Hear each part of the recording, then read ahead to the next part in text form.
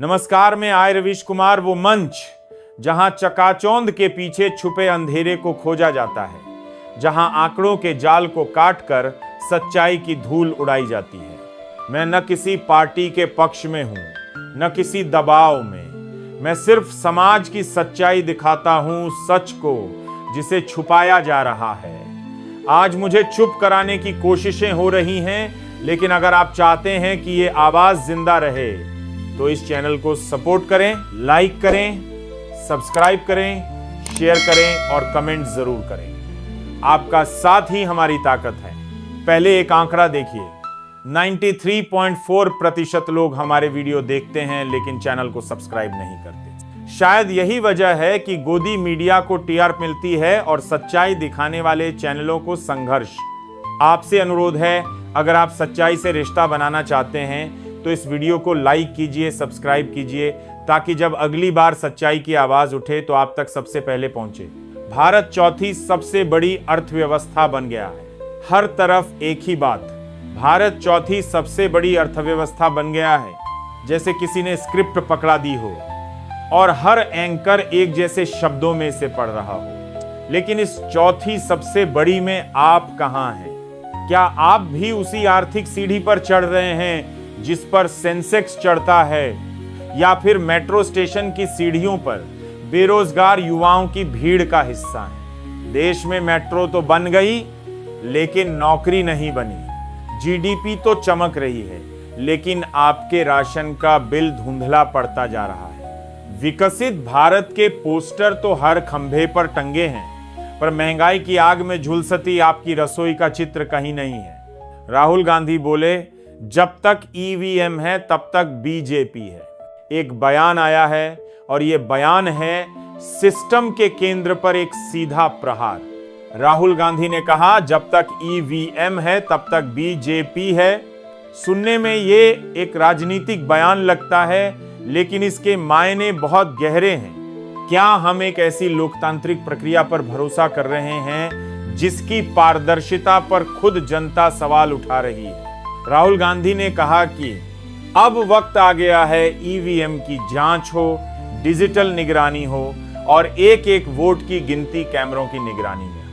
यह है एक मांग नहीं, लोकतंत्र की बुनियाद को सुरक्षित रखने की अपील है। सीजेआई चंद्रचूड़ पर आरोप न्यायपालिका सवालों के घेरे में देश के सर्वोच्च न्यायिक पद पर बैठे व्यक्ति पर जब सवाल उठते हैं तो ये सवाल एक व्यक्ति पर नहीं, एक संस्था पर उठते हैं।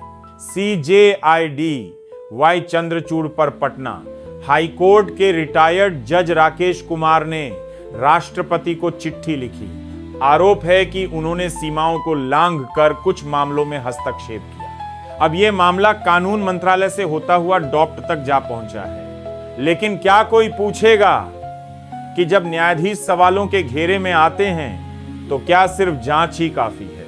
क्या लोकतंत्र की सबसे पवित्र संस्था में जवाबदेही भी है या सिर्फ सम्मान है? जयशंकर जो तस्वीर दीवार पर थी, अब उतारी जा रही है। एक समय था जब विदेश मंत्रालय की हर दीवार पर एस जयशंकर का चेहरा टंगा होता था। अमेरिका से लेकर रूस, चीन से लेकर अरब तक कूटनीति के हर नक्शे पर सिर्फ एक नाम होता था, जयशंकर। लेकिन अब वो तस्वीर दीवार से उतर रही है। ये मोदी सरकार है। यहां इस्तीफे नहीं मांगे जाते, पकड़ाए जाते हैं। जो विदेश नीति का चेहरा था वो अब सरकार की आंतरिक उलझनों का शिकार है। राहुल गांधी पप्पू से प्रतिरोध का प्रतीक 2014 में उन्हें मीम बना दिया गया। जो भी बोले सोशल मीडिया पर जोक बन गया। लेकिन आज वही राहुल गांधी संसद में खड़े होकर अडानी पर सवाल पूछते हैं। भारत जोड़ो यात्रा से लेकर संसद में सीधी टक्कर तक अब वह नेता बन चुके हैं जिसे सत्ता नजरअंदाज नहीं कर सकती। लेकिन राजनीति में सिर्फ चेहरा नहीं, संगठन, रणनीति, गठबंधन और सबसे जरूरी जनता का भरोसा चाहिए। राहुल गांधी शायद अब यह सबक समझ चुके हैं। अब देखना यह है कि क्या वह सिर्फ सवाल उठाएंगे या जवाब लाने की क्षमता भी दिखाएंगे। 1000 करोड़ की प्यास, जल जीवन मिशन का घोटाला। अब एक खबर जो पानी से जुड़ी है बट पानी की नहीं, नोटों की प्यास बुझाने की है। मध्य प्रदेश में जल जीवन मिशन के नाम पर 1000 करोड़ का घोटाला।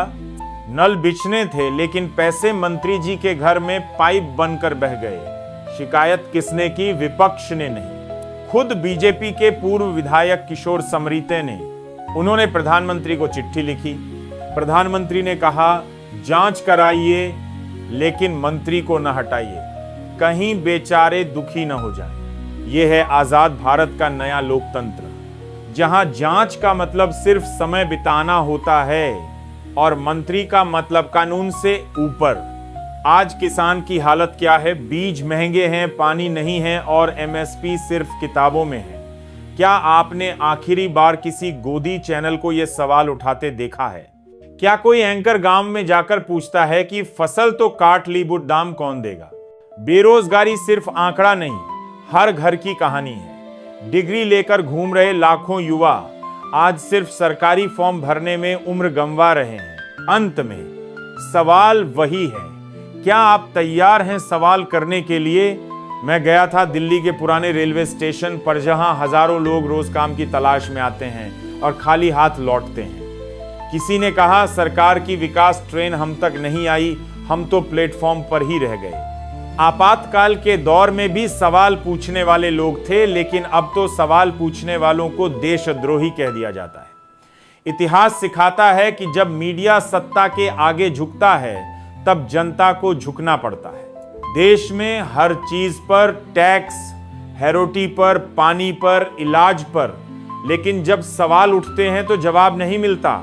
तो क्या हम सिर्फ टैक्स भरने के लिए पैदा हुए हैं? क्या हमारा काम सिर्फ वोट डालना है, सवाल पूछना नहीं? अगर आप भी वही सोचते हैं जो मैं कह रहा हूं, अगर आपके भी सवाल हैं जो गोदी मीडिया नहीं पूछता, तो इस आवाज को जिंदा रखें। एक शेयर, एक सब्सक्रिप्शन, एक कमेंट सिर्फ बटन नहीं है, ये उस सच्चाई के लिए वोट है जिसे दबाया जा रहा है। ये सिर्फ सवाल नहीं, आपकी जिंदगी का सच है। AI रवीश कुमार। जब तक EMM है तब तक क्या लोकतंत्र नहीं? 1000 करोड़ की घूस और चुप है पूरा तंत्र। ये स्क्रिप्ट सिर्फ एक वीडियो नहीं है, ये एक दस्तावेज है, इस दौर के झूठ और सच्चाई के बीच खींची हुई रेखा का। सवाल आपसे है, क्या आप इस रेखा के इधर रहेंगे या उधर जाएंगे? अगर आप सवालों की तरफ हैं तो इस वीडियो को शेयर कीजिए, कमेंट कीजिए और चैनल को सब्सक्राइब कीजिए, क्योंकि जहां सवाल खत्म होते हैं वहीं से गोदी मीडिया शुरू होता है।